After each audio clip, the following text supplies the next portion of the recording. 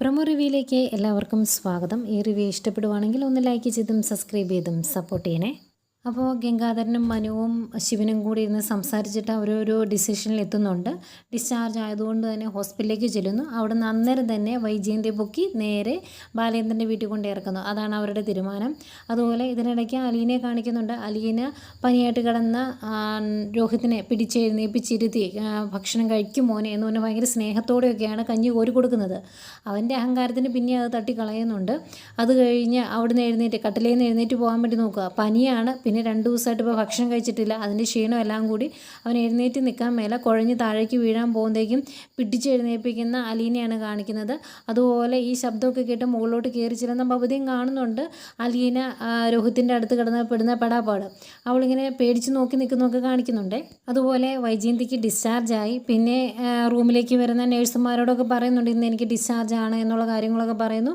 സാരിയൊക്കെ ഉടുത്ത് ഡിസ്ചാർജ് ആയതുകൊണ്ട് തന്നെ ബാഗിലേക്ക് സാധനങ്ങളൊക്കെ അടുക്കി വെക്കുന്നൊക്കെ ഉണ്ട്. വൈജയന്തി സാരിയൊക്കെ കൊടുത്ത് അവിടെ ഇരിക്കുന്നു. നഴ്സുമാരാന്ന് തോന്നുന്നു അതെല്ലാം ബാഗിലേക്ക് പാക്ക് ചെയ്ത് കൊടുക്കുന്നതൊക്കെ കാണിക്കുന്നുണ്ട്. ഏതായാലും ഡിസ്ചാർജ് ആകുന്ന കറക്റ്റ് ടൈമിൽ അങ്ങോട്ടേക്ക് ഗംഗാധരൻ ചെല്ലുന്നുണ്ട്. ഗംഗാധരനും ശിവനും ഉണ്ട്. അതുപോലെ ശിവനോട് ഇതിനു മുമ്പ് ഗംഗാധരൻ പറയുന്നുണ്ട് ഞാൻ പണ്ടൊരു അടി അവൾക്കിട്ട് കൊടുത്തതാണ്, അതിൻ്റെ ചൂട് അവൾക്ക് മാറിയിട്ടില്ലെങ്കിൽ അവൾ ഞാൻ പറയുന്ന അനുസരിക്കും എന്നുള്ള രീതിയിൽ ഗംഗാധരൻ സംസാരിക്കുന്നുണ്ട്. ഇവരങ്ങോട്ട് ചെല്ലുമ്പം അവിടെ വാടക വീടെടുത്ത് കൊടുത്ത ബ്രോക്കറും ഉണ്ട്. ഏതായാലും വേറെ ആരുടെയും വണ്ടിയിൽ പോകണ്ട, നീ എൻ്റെ വണ്ടിയിൽ തന്നെ വന്നാൽ മതി എന്ന് ഗംഗാധരൻ പറയുന്നുണ്ട്. അങ്ങനെ വണ്ടിയെ കയറ്റി പോരുന്ന വഴിക്കാണ് ശിവനും ഗംഗാധരനോടെ വൈജയന്തിയെ കൊണ്ടുവിടാൻ പോകുന്നത് കടപ്പാട്ടൂരേക്കാണ് എന്നറിയുന്നത്. അന്നേരം വൈജയന്തി വരും പറ്റത്തില്ല, എനിക്ക് അങ്ങോട്ട് വരാൻ താല്പര്യമില്ല എന്നൊക്കെ പറയും. ഏതായാലും വണ്ടി നേരെ കടപ്പാട്ടൂർ മുറ്റത്ത് വന്ന് നിൽക്കുന്നു.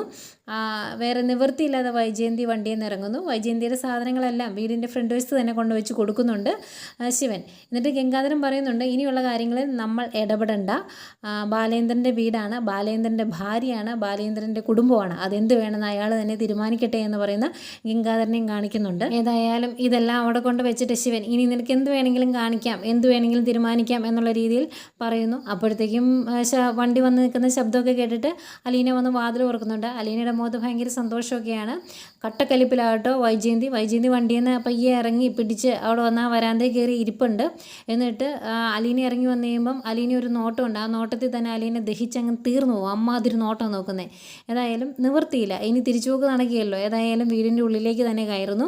അപ്പം വൈജയന്തി അകത്തോട്ട് കയറാൻ തീരുമാനിച്ചതുകൊണ്ട് ഗംഗാധരനും ശിവനും ഒക്കെ അകത്തോട്ട് കയറി വരുന്നുണ്ട്. അതുപോലെ ബാലേന്ദ്രനെ പോയി കാണുന്നുണ്ട്. അന്നേരം ബാലേന്ദ്രൻ പറയുന്നത് എൻ്റെ കല്യാണത്തിൻ്റെ പാർട്ടി ഞാൻ ഈ കോട്ടയത്തെ ഏറ്റവും വലിയ ഹാളിൽ വെച്ച് ആഘോഷമായിട്ടാണ് നടത്തിയത്, അതുപോലെ തന്നെ എൻ്റെ ഡിവോഴ്സും ഞാൻ ആഘോഷമാക്കും എന്നൊക്കെ പറയുന്നുണ്ട്.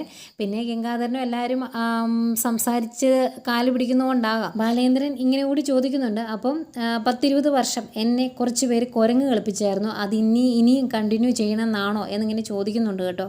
വേറെ നിവൃത്തിയില്ലല്ലോ അവർക്ക്. ഏതായാലും അകത്തോട്ട് കയറി വരുന്ന വൈജയന്തിക്ക് രോഹിത്തിനെ കാണുന്നുണ്ട്. പക്ഷേ സ്റ്റെപ്പ് കയറി മുകളിൽ പോയി കാണാൻ പറ്റത്തില്ല. മോൻ്റെ സ്വഭാവം നല്ലതായതുകൊണ്ട് മോൻ താഴേക്ക് വന്ന് അമ്മയെ കാണാനും ഉദ്ദേശിക്കുകയല്ലോ. ഏതായാലും അകത്ത് കയറി വന്നപ്പോഴും അലീനയോടുള്ള വൈരാഗ്യവും ദേഷ്യവും ഒന്നും കുറഞ്ഞിട്ടില്ല, അതുപോലെ തന്നെ നിൽക്കുന്നു.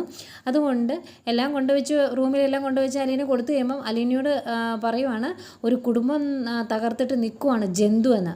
അന്നേരം അലീനയും വിട്ടുകൊടുക്കുന്നില്ല. അലീന പറയുന്നുണ്ട് കുടുംബം തകർത്തത് ആരാണ് എന്ന് ഒരു ആത്മപരിശോധന നടത്തി നോക്കുന്നത് നല്ലതാണ് എന്ന്. ഇത് കേട്ടോണ്ട് ബബിത ഇവിടെ നിൽപ്പണ്ടേ. ഇത് പറഞ്ഞിട്ട് അലീന അങ്ങോട്ട് പോകുന്നു.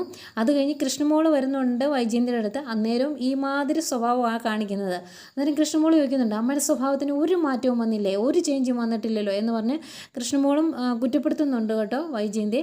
ഏതായാലും ഇനി അങ്ങോട്ട് നല്ല ആഘോഷവും നല്ല വെടിക്കെട്ടും ഒക്കെ ആയിരിക്കും. ഇതൊക്കെയാണ് പ്രൊമോ ആയിട്ട് കാണിച്ചത്.